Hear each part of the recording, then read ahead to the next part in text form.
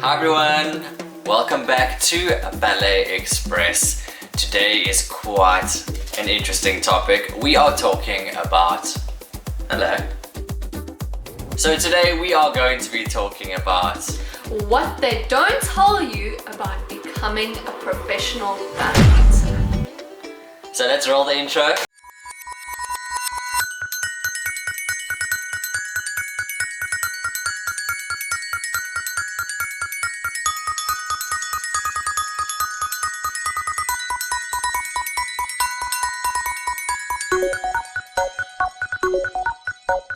Okay, so now that we have your attention, let's get right on into it.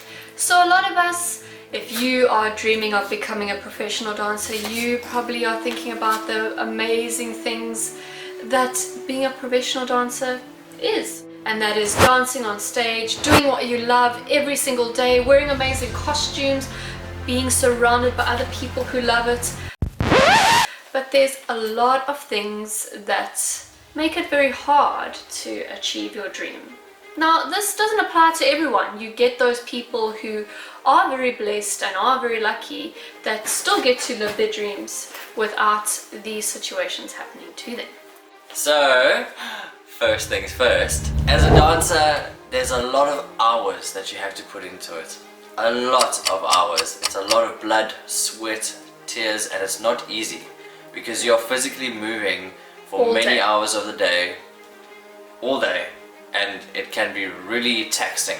Yeah. And because you need to get like rest and you need to eat well and stuff like that, you kind of don't have time for anything else. Yeah, if you really are that serious and want to be the best that you can be and achieve your dreams, all you do is just spend your time doing ballet, thinking about ballet, sleeping and dreaming about ballet. That's all you spend your time doing, and you get stuck in this world of only ballet. And there's a whole world out there, and it's very, very important to try and get that outside social life. People who are not involved with ballet, who know almost nothing about ballet. That's very, very important, because I think that's something that happened to us a lot when we started dancing in a professional company. We just call it the ballet bubble. The ballet bubble, and that's all you think about. And now, in our 30s, I know that I wish I had maybe given myself that leeway, but it's difficult. You can't give yourself that leeway if you want to be the best that you can. Like ballet, you've got to put the time in, isn't it? Because it is a very short career, there's not a lot of time to waste. You have to crank so many hours into it, and the things that you sacrifice is long-lasting friendships and stuff like that.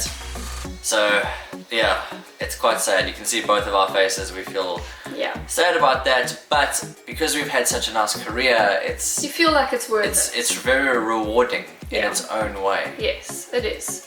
So that's one of the things that I think a lot of people don't really tell you about being a professional dancer. The second thing is quite very controversial. Okay, we're not out here to offend anybody. We're just letting you know our experience that kind of limited us to achieve what we wanted. Okay, and that is almost company politics. Yes. I think no matter where you go, there will always be that one of the politics that can happen is the favoritism. You will always have the director or the ballet master, ballet mistress, whoever it is, that will have their dancer that they maybe have groomed from when they first got into the company. Or maybe they were training them from before they were even in the ballet school or something like that.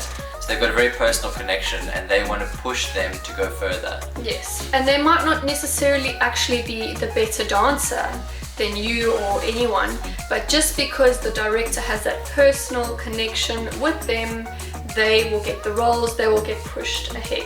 And this can be very, very depressing when you are there every day, people go home early and you stay there, you're stretching, you're working, you're practicing, and this person who maybe isn't even a hard worker, that can happen sometimes as well, they just go home and live their life and you are still not getting noticed. And it's really, really frustrating, and it's disheartening because you just want to dance and you want to get those chances. So those things can happen to you, And the third thing that's going to lead off onto is going to be having a school. Yeah. Having like a big ballet school name. Yes. If you go to a big ballet school name, it is a lot easier to send your resume out and people will actually take notice of you. So this is for people looking for jobs, or maybe in the future if you're looking to go into a company, we would recommend going into some kind of ballet school that is recognized, like Australian Ballet, Royal Ballet School, English National, National. Gunnever School, any of the American big ones like the School of American Ballet and things like that, because if you have that on your resume, they will look at it and your chances are higher. Other people who don't have that, they kind of just look at it and then they brush it past. Yes, I've had this happen to me personally, where I feel I had very good training, just my teacher wasn't well known internationally. So because I didn't have the whatever school on my CV when I was applying for a job, the directors would usually just brush past me. And then eventually, when I did get into the company after much determination, I noticed that people who had a school behind them had gotten in much easier, and they weren't actually the better dancer. The process was a lot smoother for them to transition into the company. But like we said at the beginning of the video, this doesn't happen for everyone. Yeah. I know dancers who didn't go to a big school and did make it into big companies. So we're just pointing out our perspective of what's happened to us and what can possibly help you. We want you to have the best chance that you can getting in a company, and we want you to know all the things. Like, it's not all hunky-dory, as we say. But on the other side of it, the other things they don't tell you about, and we're looking at the positives now, is that the absolute passion that you feel when you are dancing is something that no one can ever take from you. Yeah. No one can take your soul from you. If you live and breathe dance, ballet, in your heart, it's there forever. Yes, so if you are actually going through one of these experiences, maybe you're in school and you're experiencing some favoritism with one of the other dancers that are getting pushed ahead, or if you are actually a company member and you are experiencing this, like, you are not alone. It's what happens out there, and like James says, you love dancing, and when you get out there on that stage, whether you're dancing in the core or you are doing a character role or you are lucky enough to be doing a soloist role, enjoy every minute, because that's why you dance, because you love to dance. Another thing is that there is nothing more special than being on stage with a live orchestra. Now, in school, you don't necessarily get the chance to do that, to have that opportunity.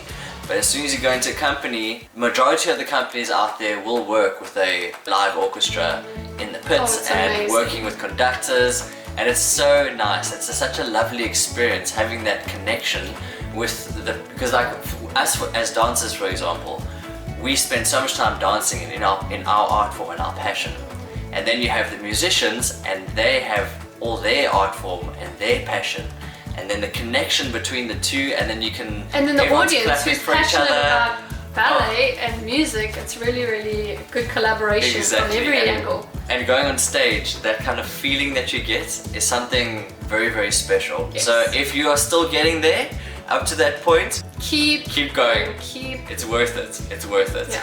And we all go through these negative things. You might even experience, you might be getting a good role and your friends or people in your rank might be a bit jealous, and that also happens, and it's really hard to deal with that because you want to be happy for yourself, but everyone wants to make it, and of course you're gonna, I mean, I know I've been through that. I've seen someone get a role and I've been a little bit envious, but I'm not the kind of person that's gonna go and do dangerous things. Yeah, I've heard terrible stories of what people have done, but don't do that. Just be happy for that person, whether you feel they deserve it or not. Just be happy for them and just keep focusing on yourself. Don't try and exactly. have And this leads us on to the very last positive thing I want to talk about, and that is the company connections that you form inside a company. When you're in with the people, so when you're in like your group, if you're in the quarter ballet, you'll have rehearsals with them and you develop a relationship because you're in the same rehearsals every day,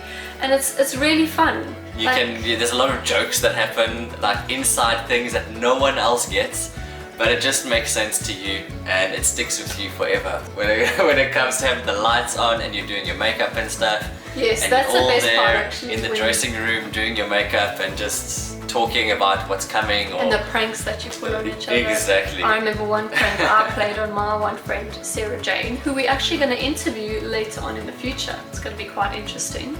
And she was on stage for something and I wasn't on in that act. So I hid underneath her dressing table.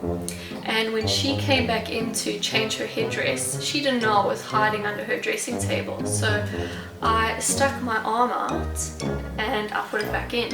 And she looked at it and she thought, oh, guys, I thought I just saw something.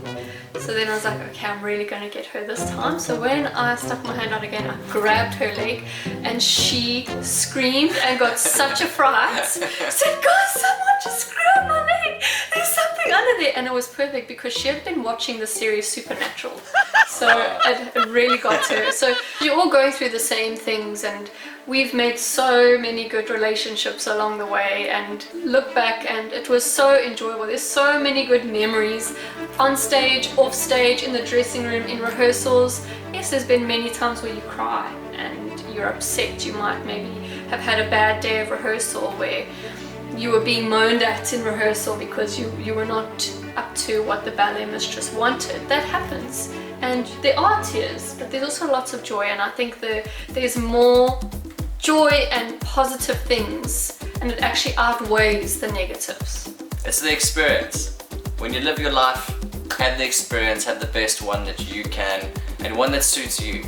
Yes. So we're gonna leave it there. If you enjoyed the video, like, subscribe, share it around. And if you have any other questions that you'd like to know about being in a professional company, leave a comment down below or message us on our Instagram. Thank you so much for watching. Bye everyone.